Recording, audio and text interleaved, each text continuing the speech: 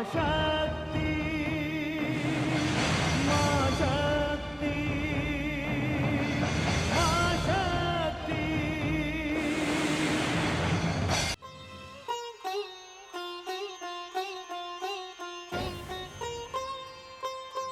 प्रणाम देवाधिदेव महादेव।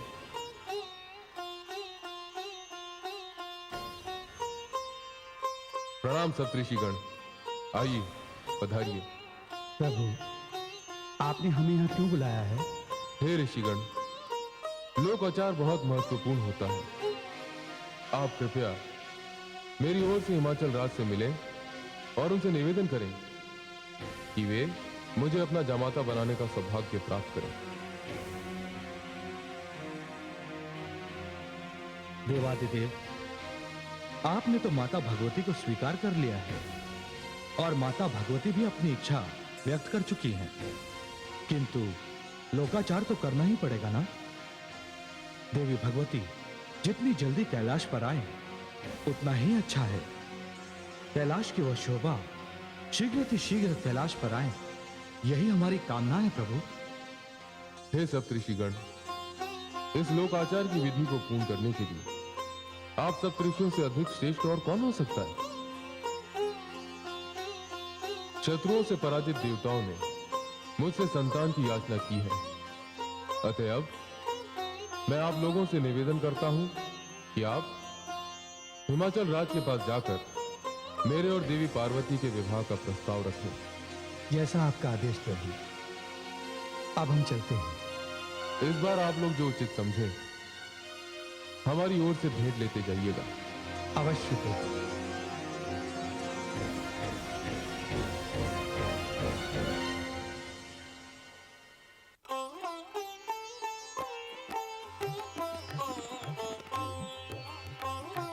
महारानी, मैं आपसे कह रहा था कि सप्तऋषियों के चरणों में हिमाचल का प्रणाम। कल्याण हो। मेरा सौभाग्य है कि आप जैसी महान विभूतियों के मुझे दर्शन हुए। ऐसा लगता है जैसे बिना बादलों की वर्षा हो गई हो और बिना फूलों के फल लग गए हों। आप सबके चरणों की धूल के प्रसाद से मेरा ये स्थान तीर्थ बन गया है। मेरा आप सबसे अनुरोध है कि आप सब अपना अपना स्थान ग्रहण करें।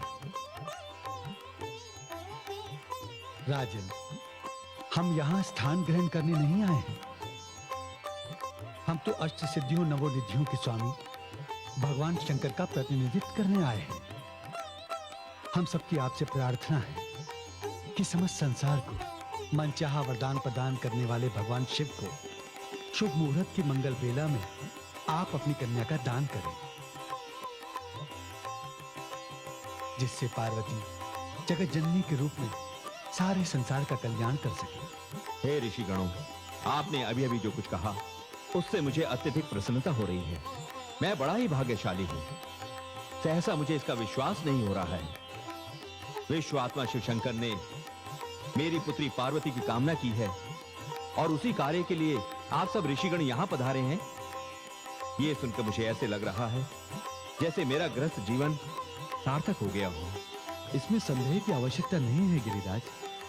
हम सब भगवान शिव की इच्छा से ही यहाँ आए हैं और आपसे विनती करते हैं कि आप कोई शुभ मुहूर्त देखकर पुत्री पार्वती के वागदान का आयोजन करवाएं। मैं धन्य हो गया ऋषिगण। हमारी पुत्री बड़ी ही भाग्यशालिनी है। पार्वती भगवान शिव का ऐसा वरदान है जिसे पुत्री रूप में पाकर हम धन्य हो गए हैं। किंतु हमें यह ज्ञात नहीं था कि इस वरदान देने वाले को हम जामाता के रूप में पाकर और भी धन्य हो जाएंगे। महारानी तो इतनी प्रसन्न हो गई हैं कि अपनी कोई प्रतिक्रिया ही व्यक्त नहीं कर पा रही हैं।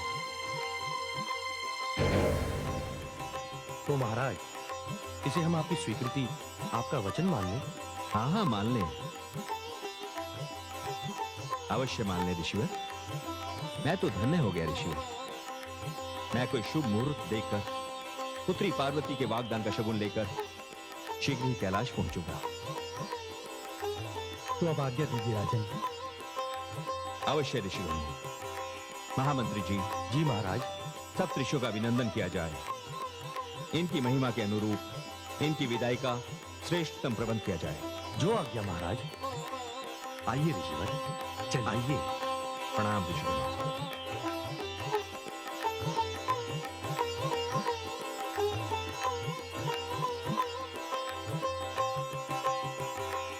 कैसी शुभ घड़ी आई है महारानी।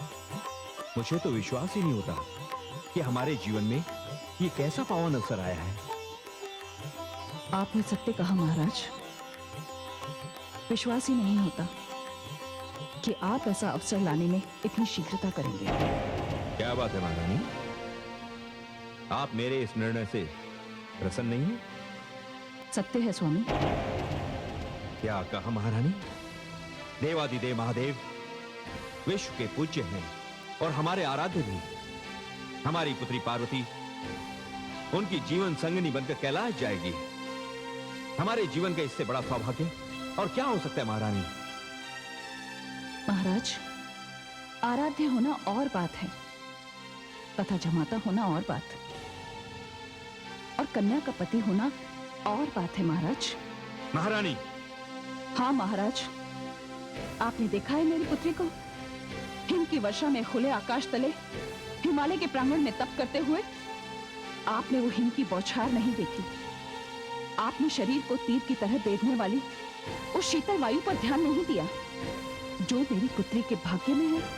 महारानी, आपकी इन सारी बातों का तात्पर्य क्या है? आपको क्या लगता है कि शिव जैसा दूल्हा दूसरे दूल्हों की हाट में बैठा हुआ मिलेगा, जहां आप अपने वैभव का प्रदर्शन कर अपने लिए अपना मन चाहा जामाता ढूंढ लेंगी?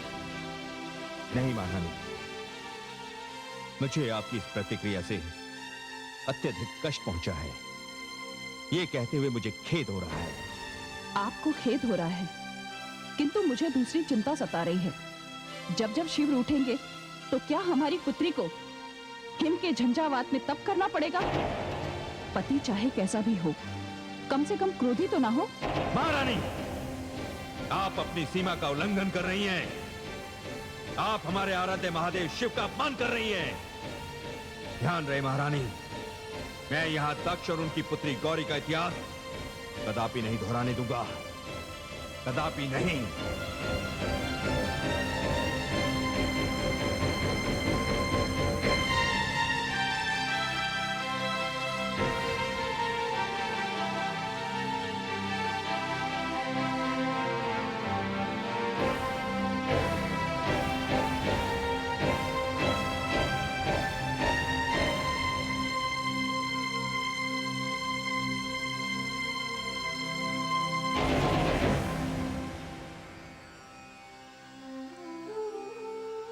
आराध्य होना और बात है तथा जमाता होना और बात, और कन्या का पति होना और बात है महाराज।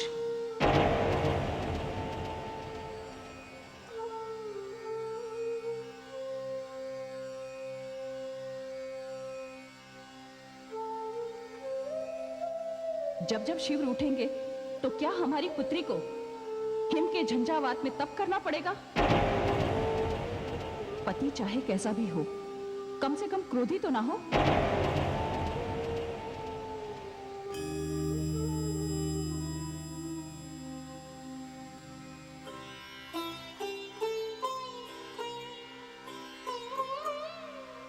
नारायण नारायण।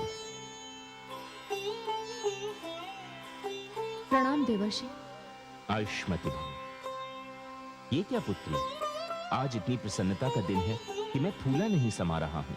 सप्तऋषिगण भगवान शिव से जाकर मिल चुके हैं और उन्हें समाचार भी दे चुके हैं कि आपके पिताश्री ने उन्हें जामाता बनाना स्वीकार कर लिया है। ये समाचार हम सब के लिए बहुत आनंदपूर्वक है। आपके जन जन की साथ पूर्ण हो गई और आप यहाँ उदास बैठी हैं। देवर्षि, आप नहीं जानते, इसे आप मेरा भाग्य कहिए या प्रारब्ध, इतिहास अपने आप को एक बार फिर दोहराने जा रहा है। क्या? हाँ देवर्षि, इतनी साधना और इतने कठोर तप के पश्चात क्या फिर से मुझे भगवान देवादिदेव का विरह सहन करना पड़ेगा? अर्थात पूर्व जन्म में जो विरोध पिता श्री दक्ष द्वारा प्रकट किया गया था, इस जन्म में उनका स्थान माता श्री लेने जा रहे हैं। नहीं, ये नहीं होगा, ये कदापि नहीं होगा। मैं ऐसा नहीं होने दूंगा पुत्री। देवर्षि, माताश्री ने पिताश्री से यह कह दिया है कि शिव क्रोधी हैं और वे एक क्रोधी व्यक्ति को अपनी पुत्री नहीं दे सकती। नारायण नारायण। यदि भविष्य की डोर स्वयं ईश्वर के हाथों में ना होती तो मानव तो न जाने क्या कर डालता। ईश्वर की सबसे बड़ी कृपा यही है कि हम अपने भविष्य को नहीं जानते। यदि भविष्य के सारे सुख दुख हमें वर्तमान में ही ज्ञात हो जाएं, तो जीना कठिन हो जाएगा। हमारा कर्तव्य है कि हम वर्तमान में जिएं और भविष्य को ईश्वर की इच्छा पर छोड़ दें। यही जीने की कला है। आप चिंता ना करें पुत्री। मुझे लगता है कि महारानी मैना को कोई भ्रम हो गया है। मैं अभी ऋषि वशिष्ठ के आश्रम जाता हूं और उनकी पत्नी अरुंधति से अनुरोध करता हूं कि वे यहां आएं और इस समस्या का समाधान कर दें। आप शांत रहें पुत्री, मुझे आज्ञा दें। प्रणाम देवर्षि। आयुष्मति भव। नारायण नारायण।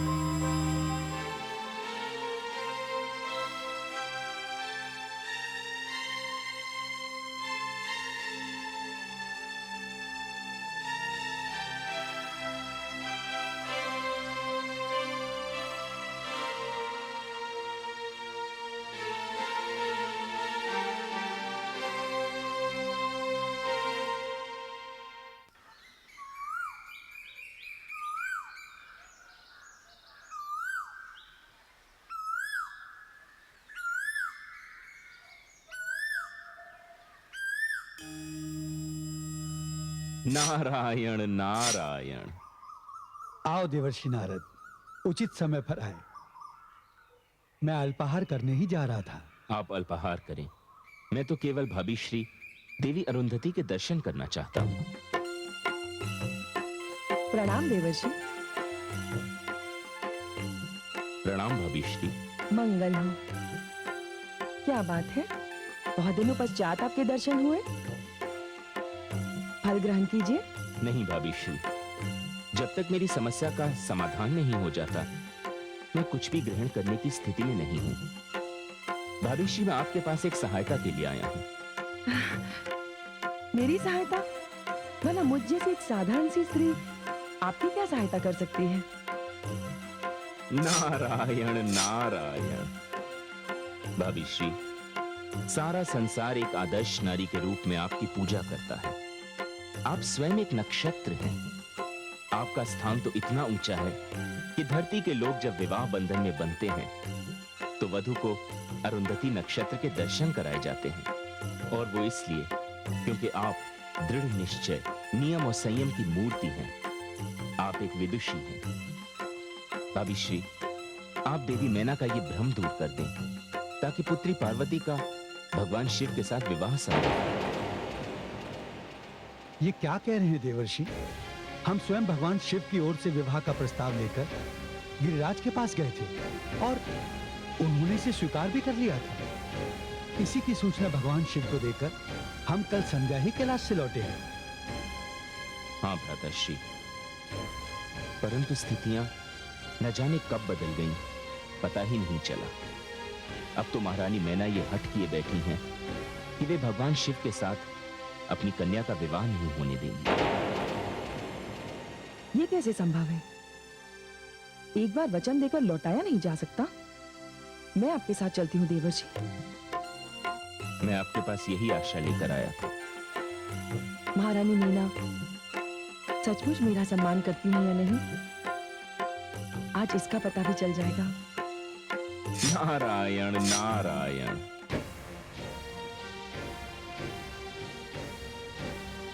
महारानी, महारानी, महारानी, महारानी। अरे, हमारी पुत्री तो यहां बैठी है। क्या बात है पुत्री? तुम यहां बैठी हो और उधर तुम्हारी सारी सखियां बाहर उद्यान में तुम्हारी प्रतीक्षा कर रही हैं। जाओ पुत्री। नहीं पिताश्री, मेरी कहीं भी जाने की इच्छा नहीं होती है।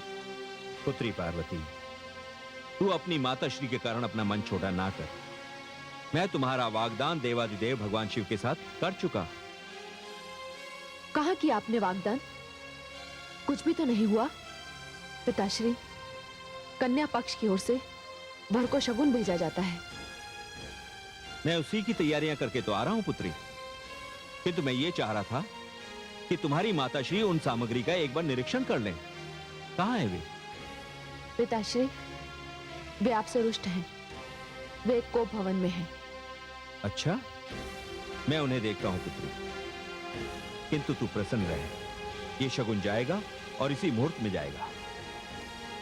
किंतु माताश्री। पुत्री, तुम्हारी माताश्री तुमसे अत्यधिक स्नेह करती हैं, इसीलिए वो इस विवाह का विरोध कर रही हैं। किंतु तू चिंता ना कर, सब ठीक हो जाएगा। नारायण नारायण।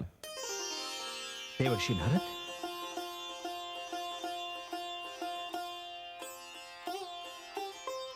प्रणाम देवर्षि। अरे, परम पुनीता मात्र स्वरूपा देवी अरुंधति भी पधारी हैं। मेरा ये स्थान तो पवित्र हो गया, मैं धन्य हो गया। प्रणाम स्वीकार करें देवी। प्रणाम। मेरे प्रति आपकी सम्मान भावना के लिए मैं आपकी आभारी हूँ गिरिराज। मैं देवी मीना से मिलने आई हूँ। किंतु वे तो कोप भवन में है।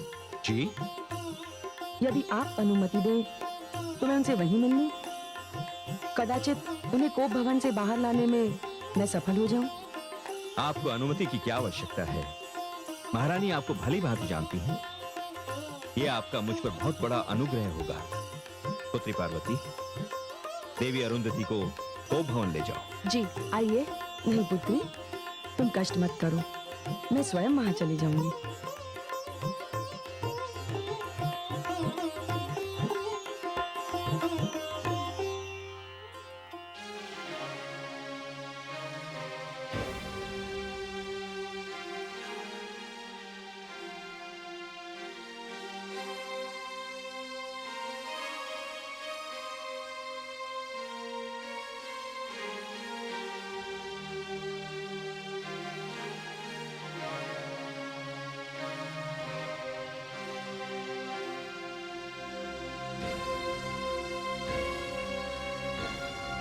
महारानी मीना।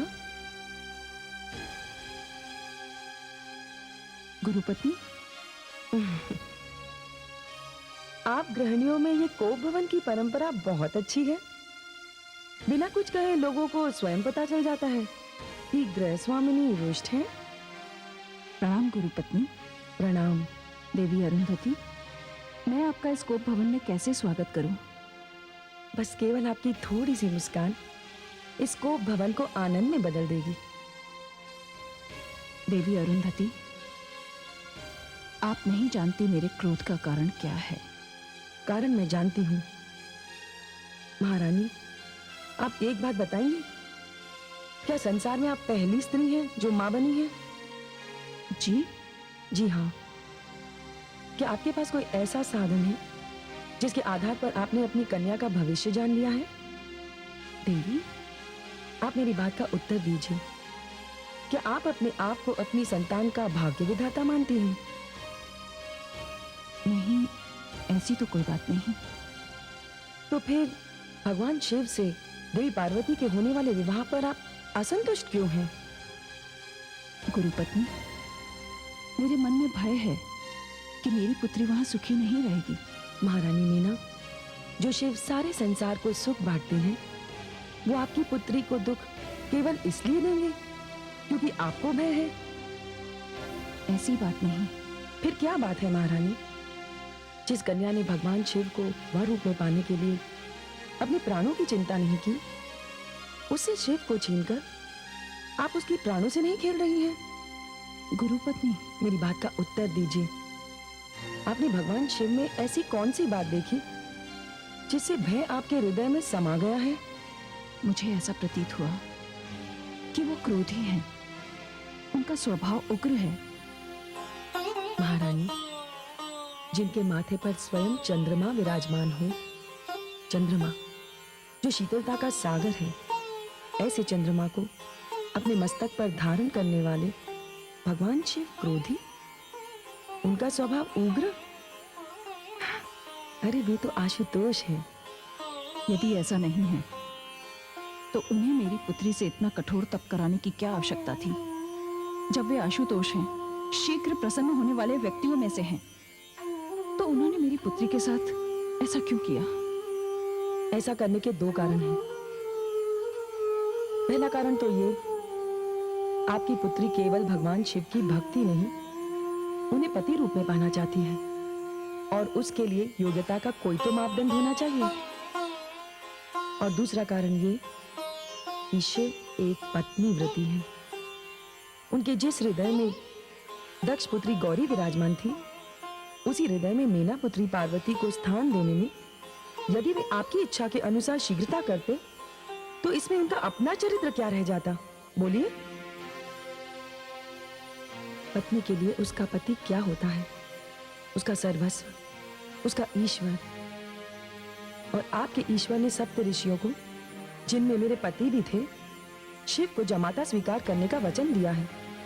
और आपकी ये इच्छा है कि वो एक एक करके उन सातों ऋषियों के पास जाएं और उनसे ये कहें कि उन्होंने वचन नहीं दिया था, उनसे परिहास किया था। कितनी प्रसन्न होंगी आप, कितना बड़ा मान आपने अपने ईश्वर का रखा। धन्य है माननी मीना, आप धन्य हैं। बस बस देवी,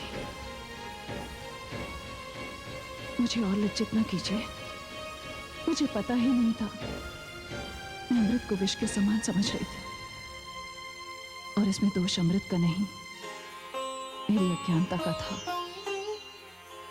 मुझे क्षमा कर दीजिए देवी, मुझे क्षमा कर दीजिए। नहीं महारानी मीना, मैं स्त्री हूं, आप भी एक स्त्री हैं, और मेरी केवल एक ही इच्छा है। स्त्री केवल संतान की जननी न हो, स्त्री केवल आनंद और सुख देने वाली न हो, स्त्री केवल सम्मान की अधिकारिणी न हो, उसका एक स्वस्थ, सुंदर और सम्मानजनक स्वतंत्र व्यक्तित्व भी हो। आप महान हैं देवी, आप धन्य हैं, इसीलिए तो सारा संसार आपको पूजता है। तो चलिए महारानी मीना, महाराज हिमाचल भगवान शिव के यहाँ शगुन भेजने की तैयारी किए खड़े हैं। ये आपकी राह देख रहे हैं। चलिए देवी, आपके आने से ये अवसर और मंगलमय हो जाएगा। आइए।